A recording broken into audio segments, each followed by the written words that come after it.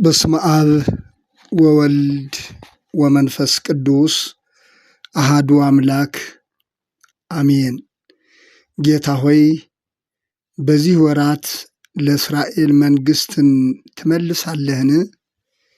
የሐዋርያት ሥራ ምዕራፍ 1 ቁጥር 6። ይህንን መልእክት የምትሰሙ ሁላችሁም በያላችሁበት ሰላም እግዚአብሔር ይብዛላችሁ። የሰላም አምላክ ልዑል እግዚአብሔር ስለዚች ዕለትና ሰዓት ክብርና ምስጋና ለእርሱ ይሁን። ጌታ ሆይ በዚህ ወራት ለእስራኤል መንግሥትን ትመልሳለህን? ሐዋርያት መድኃኒታችን ኢየሱስ ክርስቶስን የጠየቁት ጥያቄ ነው። ምዕራፍ 1 ከቁጥር 6 እስከ 11 ያለውን እንደሚከተለው አነበዋለሁኝ። እነርሱም በተሰበሰቡ ጊዜ ጌታ ሆይ በዚህ ወራት ለእስራኤል መንግሥትን ትመልሳለህን? ብለው ጠየቁት። እርሱም አብ በገዛ ሥልጣኑ ያደረገውን ወራትንና ዘመናትን ታውቁ ዘንድ ለእናንተ አልተሰጣችሁም። ነገር ግን መንፈስ ቅዱስ በእናንተ ላይ በወረደ ጊዜ ኃይልን ትቀበላላችሁ። በኢየሩሳሌምም በይሁዳም ሁሉ በሰማርያም እስከ ምድር ዳርም ድረስ ምስክሮች ትሆናላችሁ አለ። ይህንም ከተናገረ በኋላ እነርሱ እያዩት ከፍ ከፍ አለ። ደመናም ከዓይናቸው ሰውራ ተቀበለችው። እርሱም ሲሄድ ወደ ሰማይ ትኩር ብለው ሲመለከቱ ሳሉ እነሆ ነጫጭ ልብስ የለበሱ 2 ሰዎች ባጠገባቸው ቆሙ። ደግሞም የገሊላ ሰዎች ሆይ ወደ ሰማይ እየተመለከታችሁ ስለምን ቆማችኋል? ይህ ከእናንተ ወደ ሰማይ የወጣው ኢየሱስ ወደ ሰማይ ሲሄድ እንዳያችሁት እንዲሁ ይመጣል አሏቸው ይላል። ስለ ቃሉ አምላካችን እግዚአብሔር ስሙ የተመሰገነ ይሁን። እንዲህ ሲነበብ እንደሰማነው ጌታ ሲያርግ ደቀ መዛሙርቱ ወደ ሰማይ ትኩር ብሎ ይመለከቱ ነበር። ነጫጭ ልብስ የለበሱ 2 መላእክትም ሲሄድ እንዳያችሁት እንዲሁ ይመጣል ብለው ነገሯቸው ነው የሚለን። እንግዲህ ትኩረት እንድናየው የፈለኩት ዋና ሐሳብ ግን በዚያ ወራት ለእስራኤል መንግሥትን ትመልሳለህን? በማለት ደቀ መዛሙርቱ ላቀረቡት ጥያቄ የኢየሱስ ክርስቶስ መልስ ይህን ታውቁ ዘንድ ለእናንተ አልተሰጣችሁም የሚል ነው።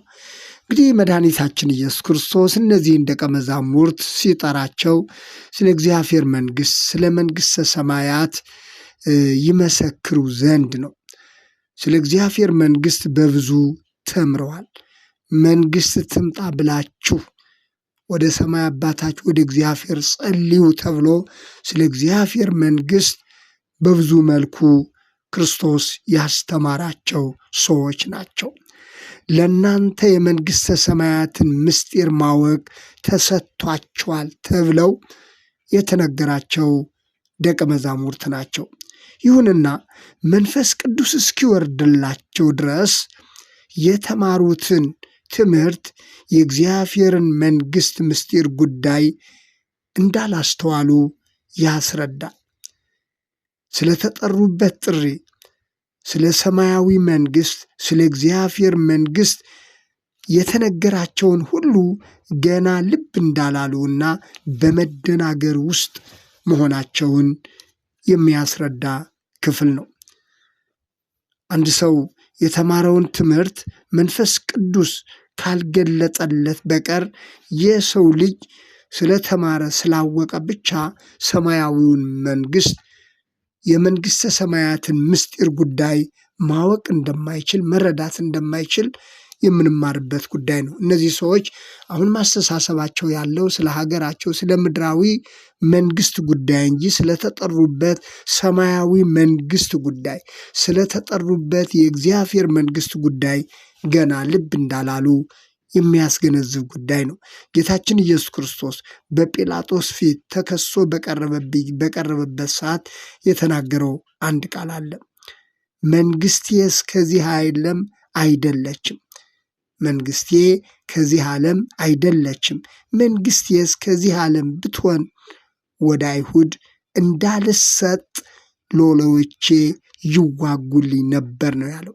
ዮሐንስ ወንጌል ምዕራፍ 8 ቁጥር 36 ላይ እንደተገለጸው እንግዲህ አይሁድ የአይሁድ ንጉሥ ነኝ እያለ ራሱን የአይሁድ ንጉሥ አድርጓል የሚል የሆነ ያልሆነውን ክስ ነበር ከሶ በጲላጦስ ፊት ያቀረቡት።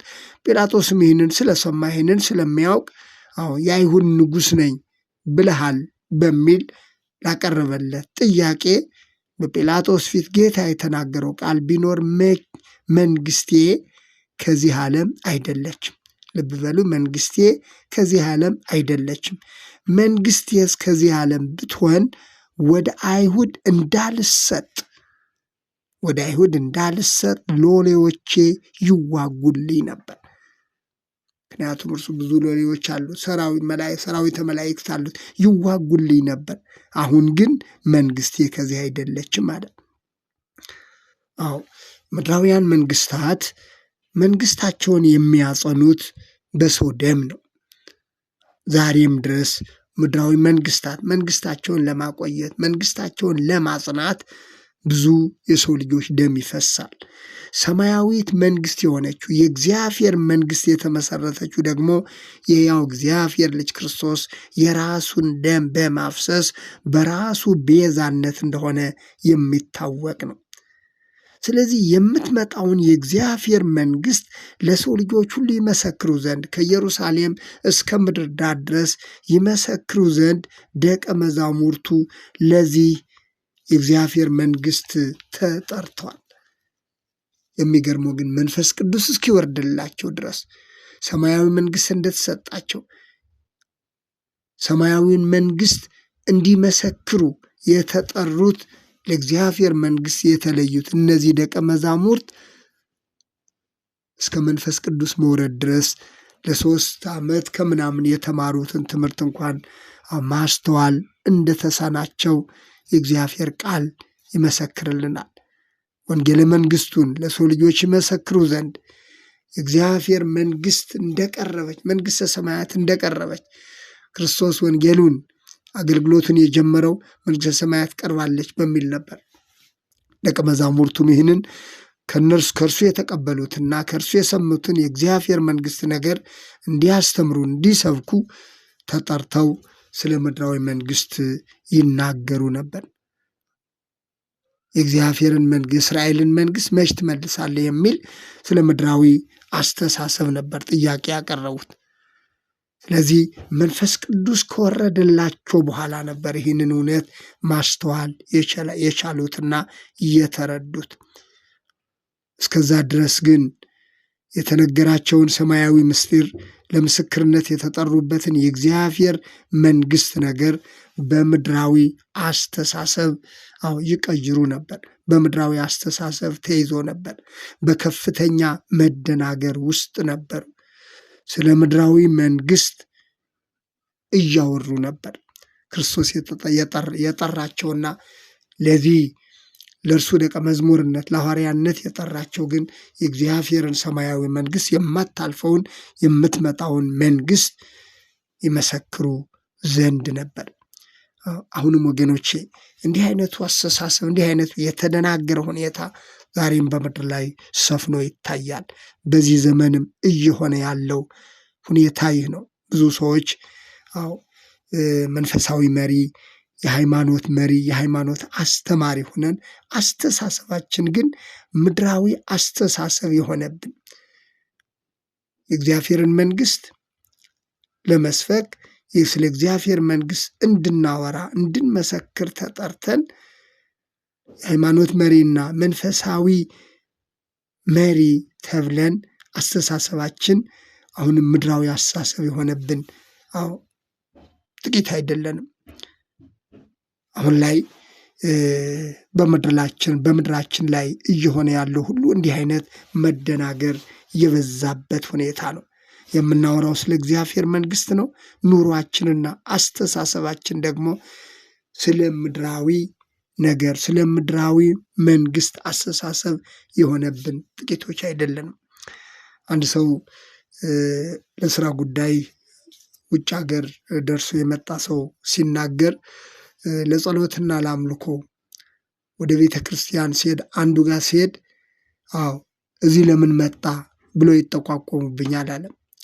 አዎ ሌላኛው ሲሄድ ደግሞ እዛ ለምን ሄድክ እባላለሁ አለ። እንግዲህ ያቺ ቤተክርስቲያን የእግዚአብሔርን መንግስት ለማወጅ ሰማያዊውን መንግስት ለሰው ልጆች ለማዳረስ የተመሰረተች ቤተክርስቲያን፣ ነገር ግን አዎ አንዱ ወደዛ እንዳይሄድ አንዱ ወደዚህ እንዳይመጣ አንድ ቦታ ላይ ተወስኖ አዎ በብሔር በቋንቋ በዘር የተከፋፈለ መሆኑን በጣም አዝኖ እኔ ምንም ይሁን ምን አዎ ስሙ በሚጠራበት የእግዚአብሔር ቤተክርስቲያን በሚለው ብቻ ነው ሄጄ ጸሎቴን አድርጌ ተገልግዬ መምጣት የምፈልገው ለዚህ ነበር። ነገር ግን እንዲህ አይነት ፈተና ገጥሞኝ ነበር ብሎ በጣም ያሳለፋቸውን ወቅቶችና ጊዜያት ሲናገር በብዙ ሁኔታ አዝኖ ነበር የገለጸው። ከዚህ የተነሳ እንዲያውም ወደ ሌሎች አብያተ ክርስቲያናት ኦርቶዶክስ ያልሆኑ በውጭ ሀገር ያሉ ሌሎች ቤተ ክርስቲያናት ጋር ሄጄ እግዚአብሔርን ለማምለክ የተገደድኩበት ሁኔታ ነበር። እዚህ የኔ በምለው ቤተ ክርስቲያን ያጣሁትን ፍቅር ሌሎች ጋር ሄጄ በቋንቋ በእምነት ከማይመስሉኝ ብሎ የተቸገረበትን የገጠመበትን ሁኔታ እንዴት እንደተቀበሉት ይናገር ነበር። ስለዚህ ይህ እውነታ ዛሬም ቢሆን በውጭ ብቻ አይደለም በሀገር ውስጥም ቢሆን ያለው ፈተና በዚህ ዘመን ይህንን ነው የሚመስለው። በቋንቋ በብሔር ተቧድነን አንዱን የእግዚአብሔር መንግስት ለመመስፈክና ለመመስከርና ለመስፈክ ተጠርተን፣ ነገር ግን በብሔርና በቋንቋ ተቧድነን በምድራዊ አስተሳሰብ የተያዝን ጥቂት አይደለንም።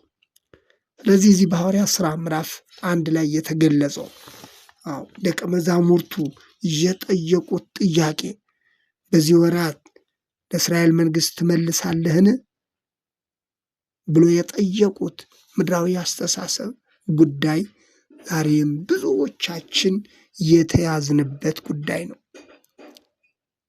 ስለ ምድራዊ አስተሳሰብ የምንናገረው ስለ ሰማያዊ የምንኖረው በእግዚአብሔር ቤት፣ ነገር ግን ድርጊታችን ኑሯችን ግን አስተሳሰባችን ግን ለእግዚአብሔር መንግስት ሳይሆን ስለ ራሳችን ስለ ምድራዊ አስተሳሰብ ብቻ የሆነብን ጥቂት አይደለንም። ስለዚህ መድኃኒታችን ኢየሱስ ክርስቶስ ለደቀ መዛሙርት የመለሰላቸው መልስ ደቀ መዛሙርት የተጠሩበት ትልቁ ዋና ግብና ዋና ዓላማ ሰማያዊት መንግስቱን ይመሰክሩ ዘንድ ነገ የምትገለጠውን በልጁ በኢየሱስ ክርስቶስ ደም የተመሰረተችውን የእግዚአብሔር መንግስት ሰዎች ሁሉ አምኖ ይቀበሉ ዘንድ በዚህ የእግዚአብሔር መንግስት ውስጥ እንዲካተቱ ከኢየሩሳሌም እስከ ምድር ዳር ድረስ ይመሰክሩ ዘንድ የተጠሩት ደቀ መዛሙርት ዛሬ ደግሞ ቤተ ክርስቲያን የወከለችው አገልግሎት ይህች ቤተ ክርስቲያን እንደሆነች ይታወቃል። ነገር ግን ዛሬም በእውነት በደቀ መዛሙርት የነበረው ያስተሳሰብ መደናገር ዛሬም ብዙዎቻችን በስጋ ሐሳብ፣ በስጋ ፈቃድ፣ በዘር፣ በብሔር፣ በፖለቲካ ተጠልፈን የተጠራንበትን ትልቁን የእግዚአብሔር መንግስት ረስተን በስም የእግዚአብሔር መንግስት አገልጋዮች ባኗኗራችን፣ በድርጅታችን ደግሞ በምድራዊ አስተሳሰብ ተይዘን የእግዚአብሔርን መንግስት ነገር ችላ እንዳንል ይህ ታሪክ ይህ በሐዋርያት ዘመን የሆነው እይታ ዛሬም በእያንዳንዳችን ሕይወትና እይታ ውስጥ እየተንጸባረቀ ከእግዚአብሔር መንግስት እንዳንጎድል ጥንቃቄ ማድረግ ይገባናል። አምላካችን እግዚአብሔር ስለ ቃሉ የተመሰገነ ይሁን።